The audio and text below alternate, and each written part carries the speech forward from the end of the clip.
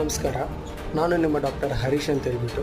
ನಿಮಗೇನಾದರೂ ಇತ್ತೀಚೆಗೆ high grade fever, ಚಳಿ, ಜ್ವರ, ತಲೆನೋವು ಇದೇನಾದರೂ ಬಿಟ್ಟು ಬರ್ತಾ ಇದ್ದರೆ ಪಕ್ಕದಲ್ಲಿರೋ ಮೆಡಿಕಲ್ ಸ್ಟೋರ್ಗೆ ಹೋಗ್ಬಿಟ್ಟು ಯಾವುದೋ ಮಾತ್ರೆ ತಿಂದ್ಕೊಂಡು ಆ ಕ್ಷಣಕ್ಕೆ ಜ್ವರ, ತಲೆನೋವು ಬಿಟ್ಟರೆ ಸಾಕು ಅಂತ ಹೇಳ್ಬಿಟ್ಟು ಟೈಮ್ ವೇಸ್ಟ್ ಮಾಡೋಕ್ಕೆ ಹೋಗ್ಬೇಡಿ.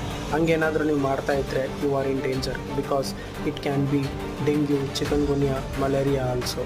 ಈ ಡೆಂಗ್ಯೂವಲ್ಲಿ ಏನಾಗುತ್ತೆ ಅಂದರೆ, ಇನಿಷಿಯಲಿ ನೀವು ಮಾತ್ರೆ ತಿಂದಾಗ ನಿಮ್ಮ ಜ್ವರ 3 ದಿವಸದಲ್ಲಿ ಚೆನ್ನಾಗಿ ಕಂಟ್ರೋಲಿಗೆ ಬಂದಂಗೆ ಇರುತ್ತೆ. ನೀವೇನು ಮಾಡ್ತೀರಿ, ಜ್ವರ ಹೆಂಗೂ ಕಂಟ್ರೋಲಿಗೆ ಬಂತಲ್ಲ ಅಂತ ಹೇಳ್ಬಿಟ್ಟು ಅದೇ ಮಾತ್ರೆನ ತಿಂದ್ಕೊಂಡು ಟೈಮ್ ವೇಸ್ಟ್ ಮಾಡ್ತಾ ಇರ್ತೀರಿ. ಬಟ್ 3ನೇ ದಿವಸ ಏನಾಗುತ್ತೆ ಅಂದರೆ, ನಿಮ್ಮ ಮೈಯಲ್ಲಿ ಪ್ಲೇಟ್ಲೆಟ್ ಅನ್ನೋ ಅಂಶ ಕಮ್ಮಿ ಆಗುತ್ತೆ. ಈ ಪ್ಲೇಟ್ಲೆಟ್ ಏನಾದರೂ ತೀರಾ ಕಮ್ಮಿ ಆಗೋದ್ರೆ ನಿಮಗೆ ಇಂಟರ್ನಲ್ ಬ್ಲೀಡ್ ಆಗುತ್ತೆ, ಅಂದರೆ ತೀವ್ರವಾದ ರಕ್ತಸ್ರಾವ ಆಗುತ್ತೆ. ಆ ಥರ ಸ್ಟೇಜಲ್ಲಿ ಹೋಗಿ ಹಾಸ್ಪಿಟ್ಲಿಗೆ ಅಡ್ಮಿಟ್ ಆಗೋಕ್ಕೆ ಹೋಗಬೇಡಿ.